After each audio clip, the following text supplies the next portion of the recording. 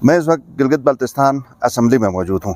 नाज़रीन, आज असम्बली का तीसरा रोज़ है और काफ़ी गर्मा गर्म 2-3 दिन का जो सेशन है इसमें गर्मा गर्मी रही है। मिसाल के तौर पर पहले दिन जब असम्बली का यहाँ पे इजलास हुआ तो गिलगित बल्तिस्तान में एक बहुत बड़ा सानहा हुआ था, यानी जो चिलास दियामर में एक बस के ऊपर फायरिंग हुई जिस पर 10 लोग जाबाहक हुए और दर्जनों इसमें ज़ख्मी हुए थे।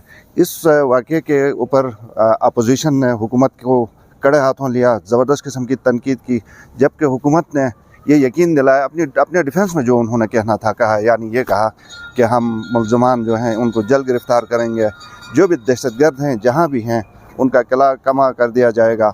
लेकिन अपोजिशन इससे किसी तौर मुतमईन नहीं थी। बहरहाल पहला दिन, फिर दूसरा दिन और आज तीसरा दिन है असम्बली इजलास का। आज इन तमाम चीज़ों के अलावा गंदम सब्सिडी जो गिलगित बल्तिस्तान का एक बहुत बड़ा इशू बन गया है, इसके ऊपर भी बहस होगी। आज जो हमारे ज़राए ने हमें यहाँ पे बताया कि जो वज़ीर ख़जाना हैं उन्होंने अच्छी खासी तैयारी की है, यानी उस हवाले से की है कि पिछली हुकूमत ने बक़ौल उनके और कुछ ज़राए के पिछली हुकूमत ने कीमतें बढ़ाने के एक फार्मूले के ऊपर बाकायदा मुत्तफ़िक हो के उसके ऊपर सिग्नेचर्स भी किए थे।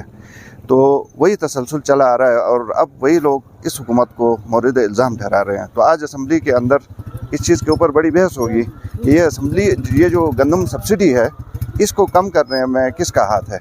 ये हुकूमत ये डिफेंड करेगी अपने आप को कि ये चूँकि पिछली हुकूमत ने किया है तो इसलिए इसका कोई कसूर नहीं है, या ये हो सकता है कि वो करने वाले अब इसी हुकूमत में बैठे हैं, बहुत सारे अब अपोजिशन में बैठे हैं, तो फिर कैसे मतलब ये है कि तनकीद करें या इस हुकूमत के ऊपर इसको लथाड़ें। तो इस तरह के हालात हैं। आज का जो सेशन है काफ़ी इम्पोर्टेंस का हामिल है। देखते हैं कि आज कार्रवाई में क्या ख़ास चीज़ें इसके अलावा होती हैं।